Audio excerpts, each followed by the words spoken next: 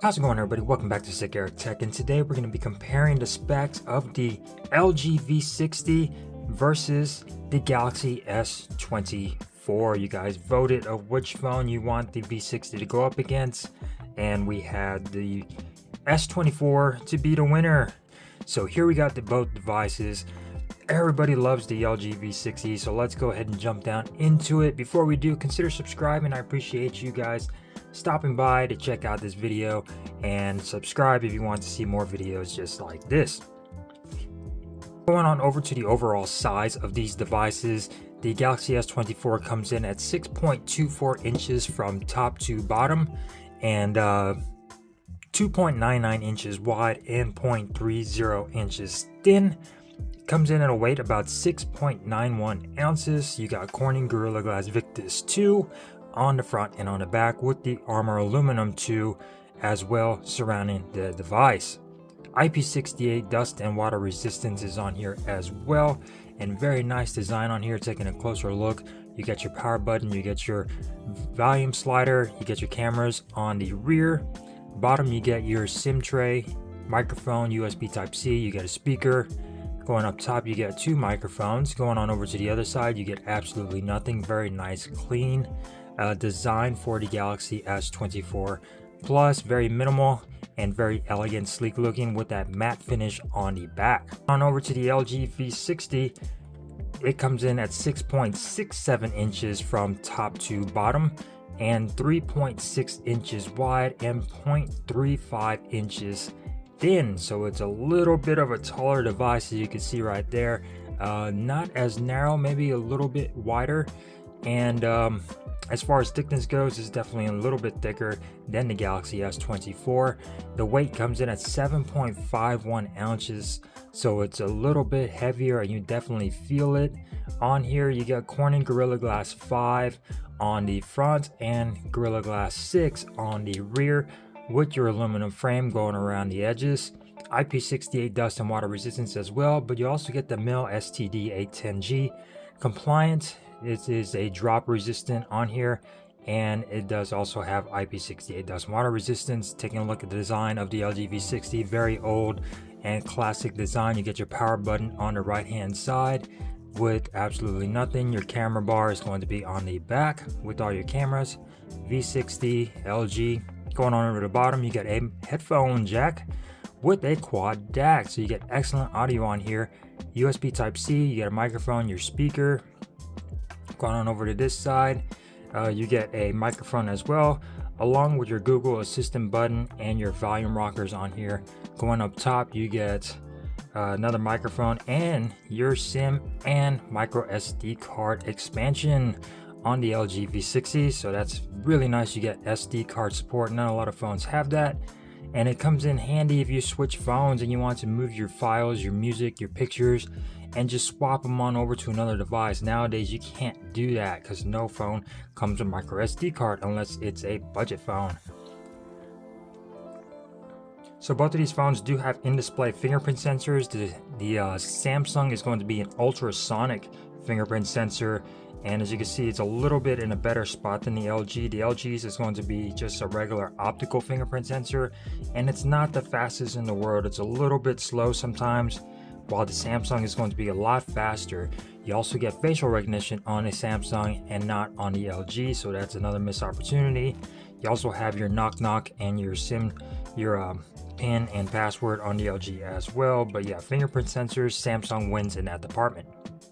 Going on over to the displays, so the Samsung has a 6.7 inch dynamic LTPO AMOLED display. Comes in at 120 Hz, supports HDR10 Plus, and gets at a peak brightness of 2600 nits. That is insane. You get a resolution of 1440 by 3120 with 513 pixels per inch. You also do get an always-on display that is highly customizable on here, so that's fantastic. Very nice display on the Samsung. You cannot go wrong. Samsung makes excellent displays. Going on over to the LG V60, you get a 6.8 inch POLED display, supports HDR10 Plus as well. It comes at a resolution of 1080 by 2460 though, and has 395 pixels per inch. It is only a 60 Hz refresh rate, so no high refresh rate on the LG V60. You also do get an always on display that is customizable with a bunch of clocks and different toggles on here. So you could toggle some settings on here, flashlight, Bluetooth, and you can control your music when you're playing music on here, and you don't have to unlock your device. So that's really nice for the LG V60. And a lot of people love their displays on here because they're natural and they just look really good. Even though it is a 1080p display and it does not have a high refresh rate, people still love LG's displays. Now going on over to the operating system, the Samsung is running Android 14 out of the box with One UI 6.1, and you have the Snapdragon 8 Gen 3 processor. This particular model has 12 gigabytes and 512 gigabytes of internal storage with UFS 4.0. Reno 750 GPU on the Samsung as well. Going on over to the LG V60, it comes with Android 13 is the last update that this device has received. No more updates for the LG V60, sadly. You get the Snapdragon 865 processor on here, 8 gigabytes of RAM, 128 gigabytes of internal storage with micro SD card expansion, so that's fantastic. You get the Adreno 650 GPU, and you get UFS 2.1 on the LG V60. As far as performance goes, hands down, the Samsung will probably beat the V60, but the V60 is no slouch. It is definitely a powerhouse. It's just an older powerhouse. Everything the Samsung can do, the V60 can do as well. Editing video, playing games, no issues with it. Sure, it might be just a tad bit slower, but people don't even notice that half the time. So the V60 can definitely keep up with the Samsung and everything it does. It's just going to be just a millisecond slower, and that might not even bother anybody. But the V60 definitely a powerhouse, but the Samsung might have to say that it is definitely more of an updated device. Obviously newer internals, faster, but that does not mean the newer is better. Going on over to the camera, so the Galaxy S24 comes with 3 cameras on the rear. You get a 50 megapixel main sensor with OIS and PDAF autofocus. You get a 10 megapixel with PDAF and OIS with 3 times optical zoom on that telephoto. You get a 12 megapixel ultra wide with 120 degree field of view, and it also supports super steady video as well. You can record up to 8K 24 and 30 frames per second on the rear facing camera. Your front facing camera is going to be a 12 megapixel, and it does also support PDAF, and you record up to 4K 30 and 60 frames per second. It also supports HDR and HDR10 Plus on that front facing camera. Going on over to the LG V60, you get a 64 megapixel main sensor on the rear, supports PDAF and optical image stabilization. You get an ultra wide 13 megapixel ultra wide camera on the rear, and you also get a 0.3 megapixel time of flight sensor, and that's for your portrait shots and your depth shots and everything like that. And you also can record up to 8K 30 frames per second on the rear, of course your 4K 30 and 60 as well.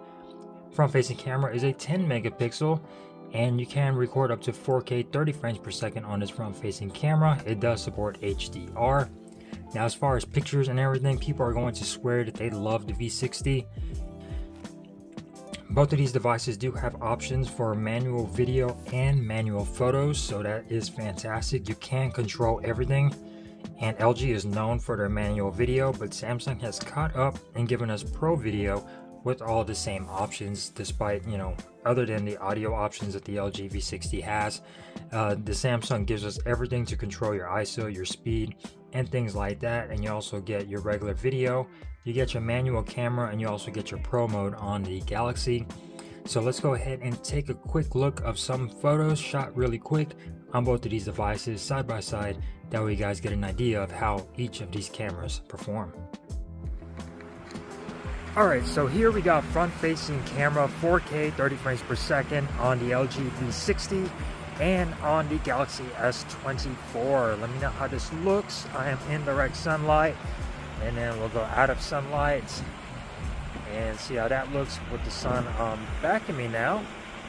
And let's see how that looks and how it's handling the background. Which one looks better, the LG V60 over here or the Galaxy S24 Plus over here? So let's go ahead and continue on with some more pictures briefly of this comparison of the cameras. Let's go.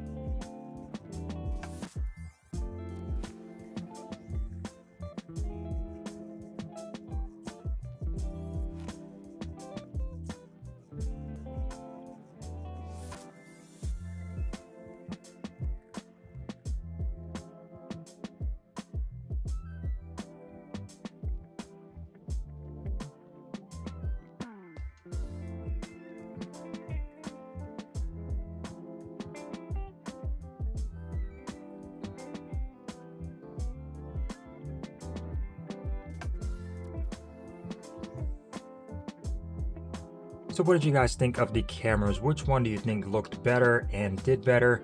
Comment down below. I'd love to hear your comments and what you guys think. Both of these devices do have stereo speakers. The Samsung are going to be tuned by AKG. You also have Dolby Atmos on board for the Samsung, which also sound really good. These speakers are really good. You also have an equalizer and things like that, so you can control everything for gaming as well as your adaptive sound. So that is fantastic for the Samsung. While over here on the LG V60, you also do get stereo speakers, and you have support for the LG 3D sound engine, which also has auto, cinema, music, and voice. And you also do get a quad DAC on here, so you could hook up external headphones or to your car's auxiliary port and get some really excellent audio on here. With this quad DAC, you have sound presets, digital filters, and balance and everything. So this is a really nice device if you want to listen to music and audio. Put everything on an SD card, all your music collection, and you're good to go with the LG. While the Samsung, it's going to sound good, but nothing sounds better than an actual quad DAC and analog audio.